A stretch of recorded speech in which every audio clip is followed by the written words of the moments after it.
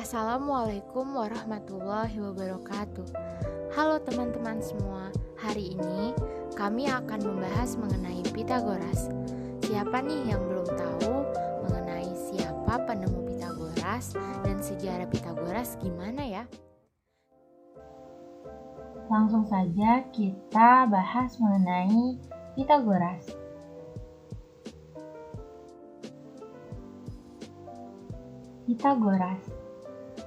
Pitagoras lahir di Samos, pesisir pulau Yunani yang sekarang kita kenal dengan Turki. Pitagoras belajar dari orang-orang Babilonia dan ia mungkin telah bertemu dengan Nabi Daniel di Babilonia. Dari lempengan tanah liat Plimpton 322, kita mengenal bahwa sebenarnya bangsa Babilonia telah mengerjakan teori segitiga Pitagoras dan Pitagoras mempelajari itu dari mereka. Pitagoras mungkin yang pertama kali menemukan bukti teorema Pitagoras, tetapi tentu saja bukan ia sendiri yang menemukan teorema tersebut.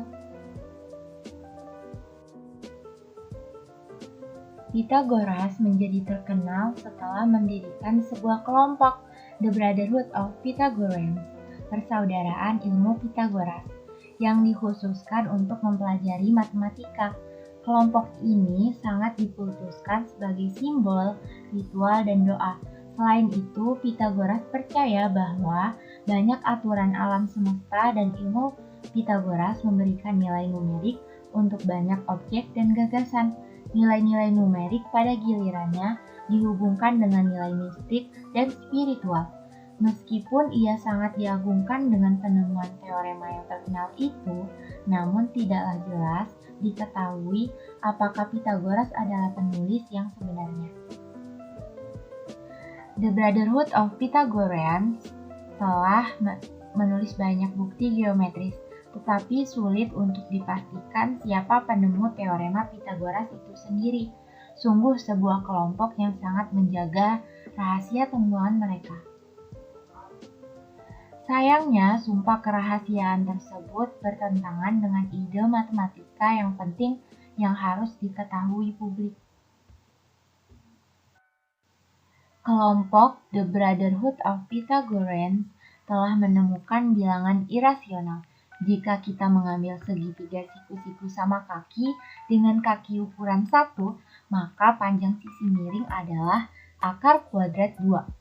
Namun jumlah ini tidak dapat dinyatakan sebagai panjang yang dapat diukur dengan penggaris dibagi menjadi beberapa bagian pecahan.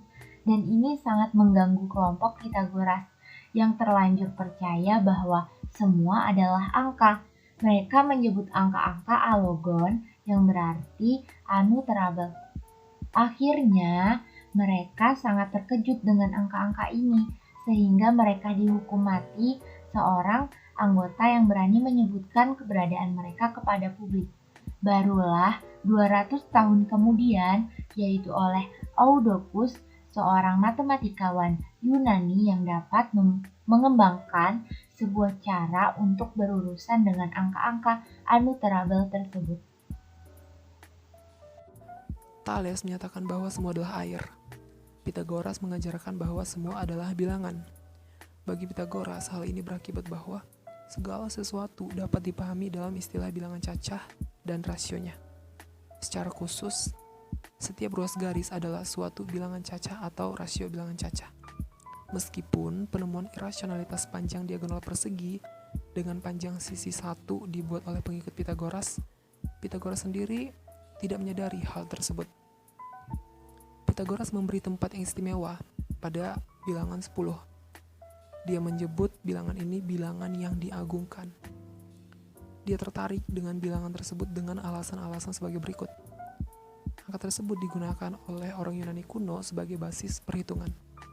Sebagai jumlahan 4 bilangan bulat positif pertama, hal ini merepresentasikan dimensi 3 dengan 1 untuk titik, 2 untuk garis, 3 untuk bidang, dan 4 untuk ruang.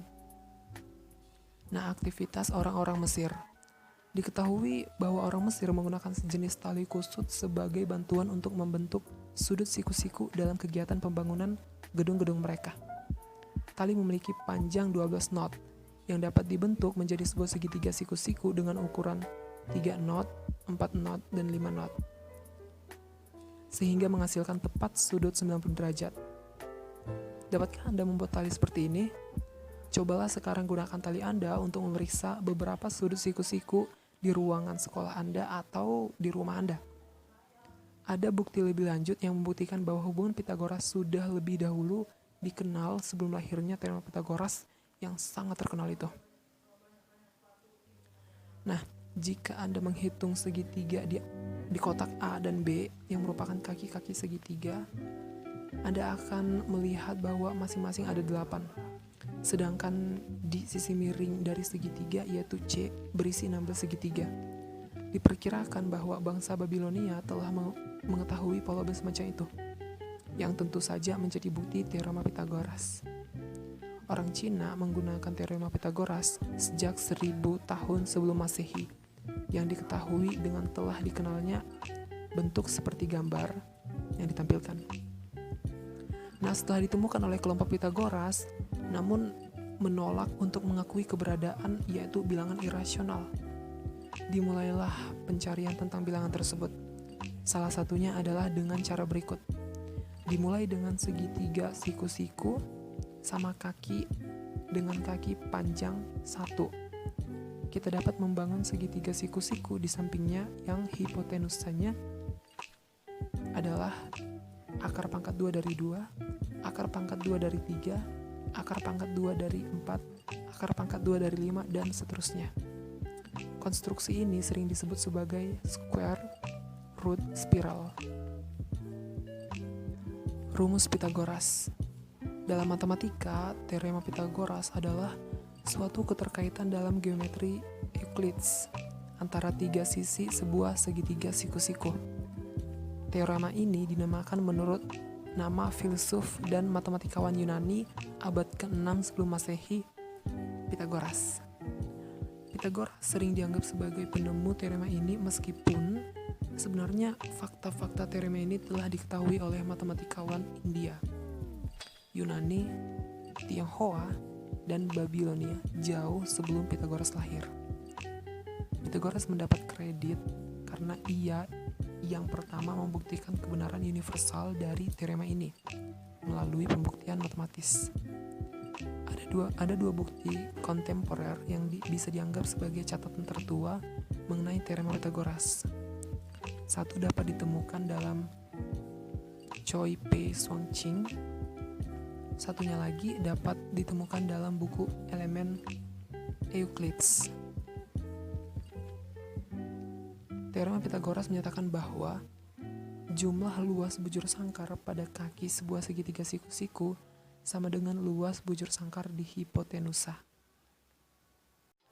Rumus Pitagoras adalah rumus yang sering dipakai dalam pelajaran matematika di sekolah. Kadang kita dibuat bingung dengan rumus Pitagoras ini. Bagaimana cara membuktikan kebenarannya? Kurang lebih uraian tentang rumus Pitagoras seperti gambar di bawah. Di situ diberikan segitiga siku-siku dengan alas A, tinggi B, dan sisi miring atau hipotenusanya C. Diberikan rumus C kuadrat sama dengan A kuadrat ditambah B kuadrat. Membuktikan kebenarannya dimulai dengan membuat gambar sebuah persegi besar, kemudian gambarlah sebuah persegi kecil di dalam persegi tersebut, seperti pada gambar yang ditampilkan. Nah, perhitungannya, luas persegi besar itu sama dengan luas persegi kecil ditambah 4 kali luas segitiga. Luas persegi besar adalah A ditambah B dikali A ditambah B.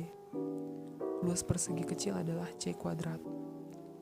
4 kali luas segitiga adalah 4 dikali setengah AB.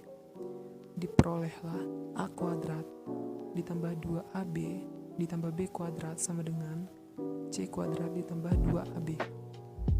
Nah, kedua ruas kita kurangi 2AB sehingga diperoleh A kuadrat ditambah B kuadrat sama dengan C kuadrat. Dalil Pitagoras dalam kehidupan sehari-hari. Dalil Pitagoras adalah suatu rumus yang berkaitan dengan sisi-sisi dari suatu segitiga siku-siku. Nama dalil Pitagoras diambil dari nama penemunya, yaitu Pitagoras, yang merupakan matematikawan asal Yunani. A kuadrat ditambah B kuadrat sama dengan C kuadrat, dengan A sisi tegak segitiga siku-siku, B sisi mendatar segitiga siku-siku, dan C sisi miring segitiga siku-siku. Dalil Pitagoras sangat mudah untuk diaplikasikan dalam menyelesaikan soal-soal yang berkaitan dengan segitiga siku-siku. Selain mudah diaplikasikan, dalil Pitagoras juga memiliki peranan dalam kehidupan sehari-hari. Misalnya untuk mengetahui tinggi layangan yang kita terbangkan. Kita tidak usah menggunakan alat ukur untuk mengukur tinggi layang-layang dari atas tanah. Cukup dengan mengetahui panjang tali yang kita gunakan untuk bermain layang-layang dan juga jarak dari pemain layang-layang terhadap layang-layang. Maka kita bisa menentukan tinggi dari layang-layang. Perhatikan gambar di bawah ini. Gambar tersebut merupakan ilustrasi seseorang yang bermain layang-layang. Misalnya, panjang tali yang digunakan bila diukur dari tanah adalah 5 meter dan jarak pemain terhadap layang-layang adalah 3 meter. Maka tinggi layang-layangnya adalah panjang tali kuadrat dikurang jarak pemain kuadrat sama dengan tinggi layang-layang kuadrat. 5 meter kuadrat dikurang 3 meter kuadrat sama dengan H kuadrat.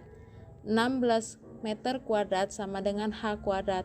Sehingga H sama dengan akar 16 meter kuadrat. H sama dengan 4 meter.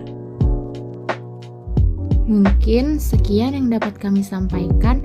Mohon maaf apabila ada kesalahan dalam penyampaian. Terima kasih. Wassalamualaikum warahmatullahi wabarakatuh.